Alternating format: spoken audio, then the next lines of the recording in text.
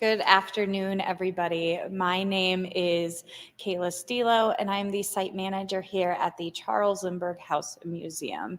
And it is my pleasure to do the presentation today, Dreams Take Flight, where we will be talking about what aviation looked like as Charles was growing up, as well as his early aviation career leading up to his world-famous 1927 transatlantic flight. So we have to go back a little bit before Charles was born to set the stage for what was happening during his formative years. In 1899, Wilbur Wright and his younger brother Orville began researching and experimenting at Kitty Hawk. After a few years of their experimentation, on December 17th, 1903, they made the first successful manned flight, and that flight was piloted by Orville. It's worth noting that Charles was already born at that point. Born in February of 1902, he was an infant, so he is literally at the cusp of what would become a boom in aviation during his childhood. So let's talk about these early trailblazers that were forming the aviation field while Charles was growing up. In 1906, Alberto Santos Dumont made the first successful powered flight in Europe. He was a Brazilian aeronaut who had studied aviation in Paris, and he became world famous by flying his craft around the Eiffel Tower.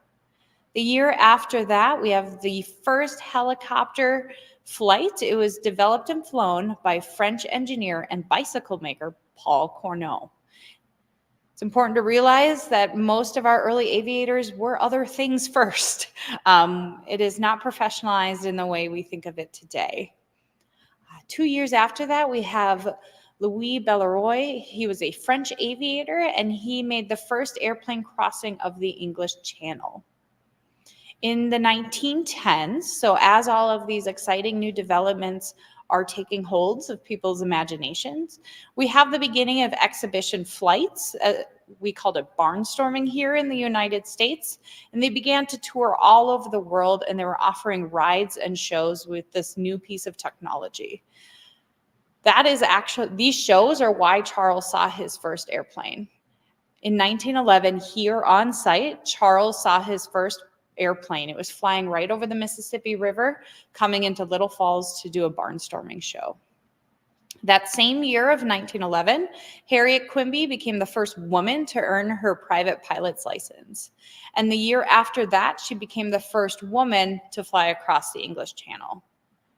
And then 2 years after that, we have a new development in aviation where we have our first commercial flight. It was done by pilot Tony Janis, and he flew the then mayor of St. Petersburg, Florida, 23 miles, and he charged $5 for it.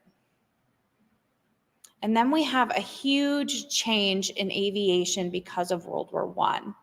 World War I was the first conflict to utilize planes. They were used as spy planes to gather reconnaissance information. They were utilized as weapons, with the first guns being mounted on planes in 1915 by French forces. It's important to realize, though, that most of these early pilots only received a couple hours of training. And because of that, the death rates for pilots were extremely high.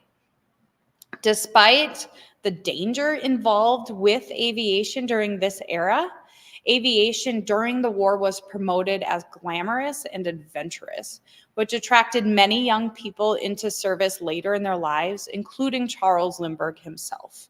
He was too young to enlist during World War I, but all of these stories captured his imagination while he was a teenager, working here on the farm during World War I. So the major worldwide impacts of World War I on aviation is that planes were much more powerful by the end of the war. They were stronger, could fly farther, and had much more reliable engines. There were also larger designs available now, so they were more stable. And because of World War I, planes were viewed as a reliable commodity that could be used, not something that was just a sideshow or something that may or may not last as a technology. There was an actual real use for these things. Let's talk about when Lindbergh learned to fly. As a child, these things captured his imagination. He's quoted as saying, "When I was a child on our Minnesota farm, I spent hours lying on my back in high timothy and red top, hidden from passerby, watching white cumulus clouds drift overhead, staring into the sky. It was a different world up there. You had to be flat on your back, screened in by grass stalks, to live in it. Those clouds, how far away were they? Nearer than the neighbor's house, untouchable as the moon, unless you had an airplane. How wonderful it would be, I'd thought, if I had an airplane. Wings in which I could fly up to the clouds and explore their caves and canyons. Wings like a hawk circling above me. Then I would ride on the wind and be part of the sky. And acorns and bits of twigs would stop pressing into my skin." So from an early age, you've got this really wild imagination and excitement about this. Despite that, after Charles graduated from high school, he spent an additional year here on the farm working, and then he enrolled in the University of Wisconsin at Madison in order to pursue a degree in engineering. In 1922, he ends up dropping out of that program and enrolls in flight school at Nebraska Aircraft Corporation, based out of Lincoln, Nebraska. His very first flight, so his first time being on a plane, was on April 2nd, 1922, with what would later become a lifelong friend, Bud Gurney. 2 months after that, Charles left flight school. It's important to note that even though he was in flight school for 2 months, he never flew solo there.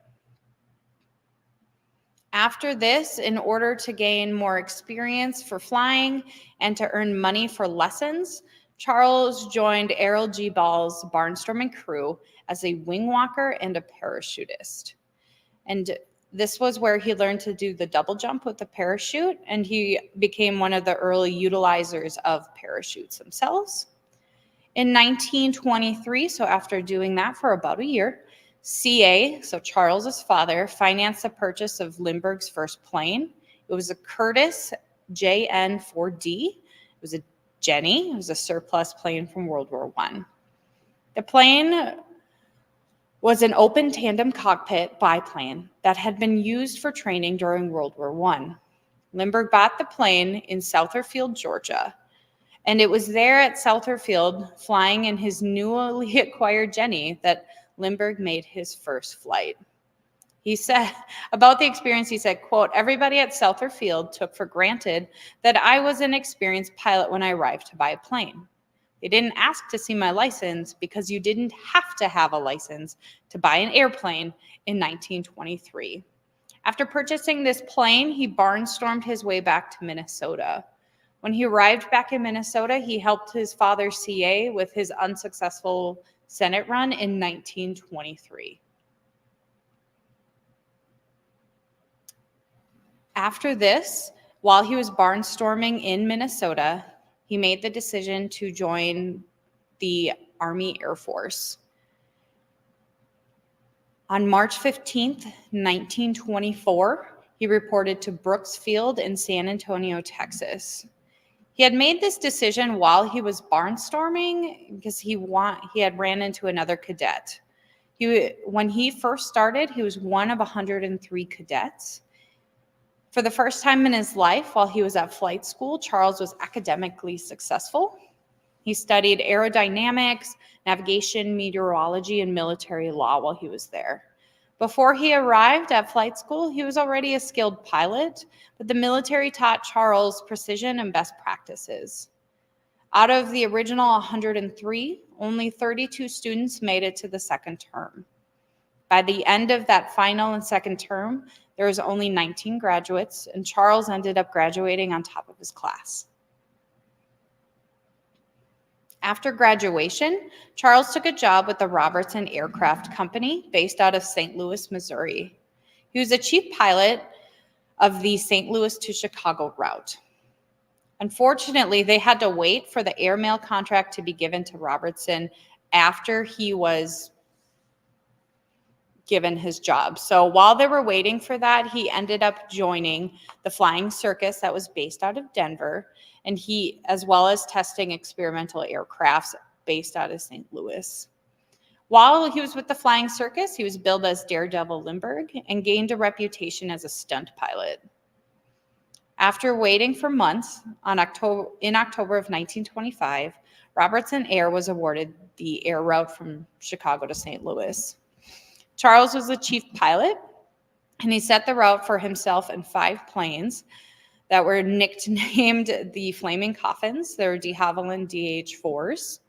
And because of the dangerous nature of these planes, he set the standard for having parachutes in planes.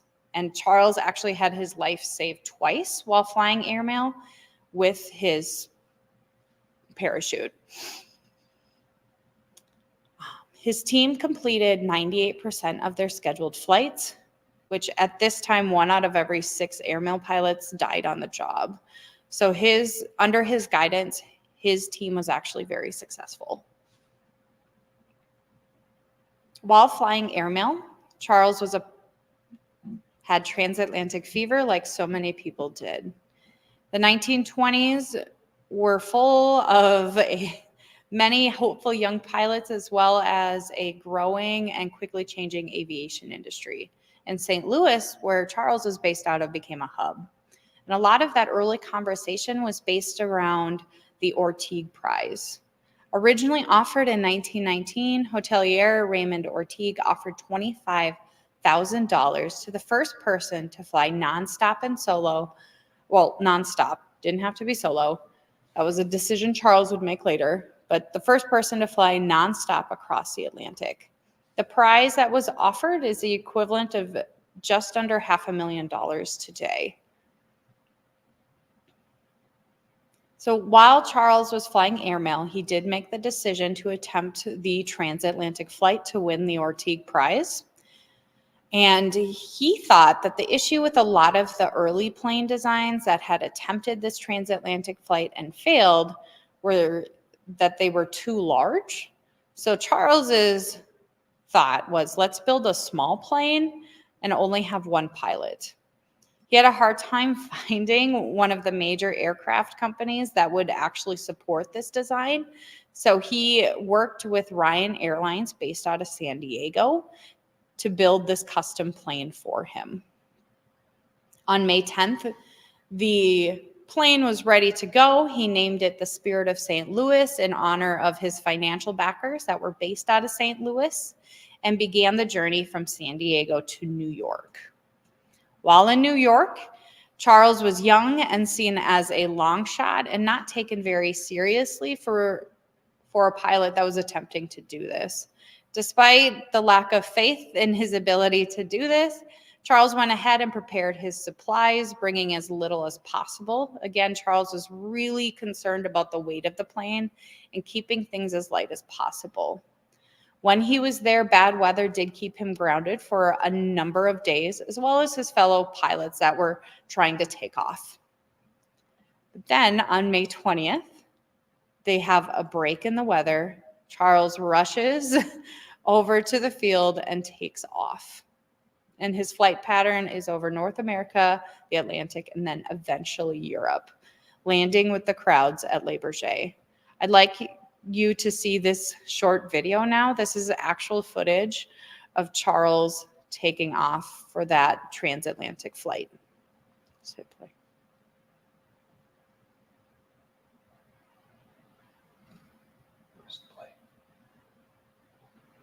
You should be able to just click it.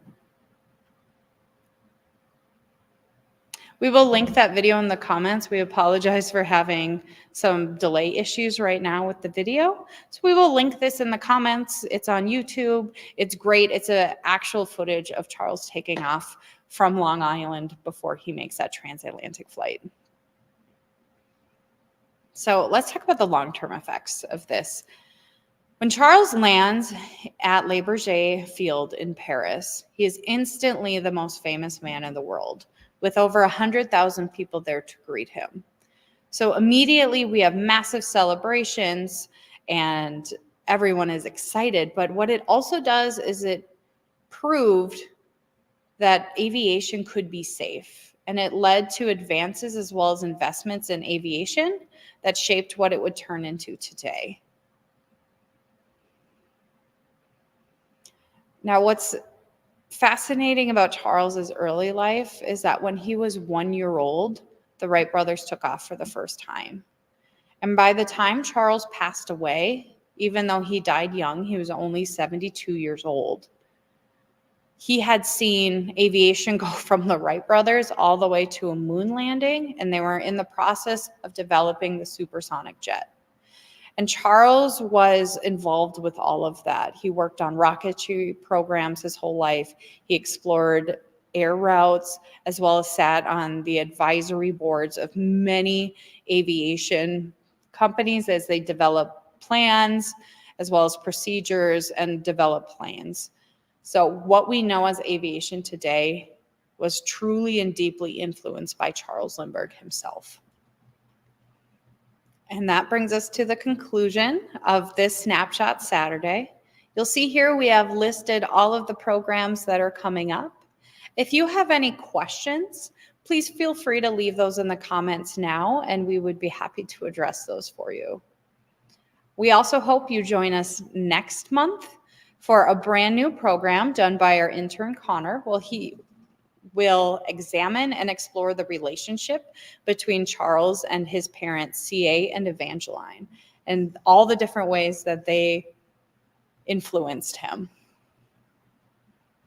Otherwise, if you do have any further questions, please feel free to check out our website, mnhs.org/Lindbergh. And thank you for tuning in today, and we hope to see you next month.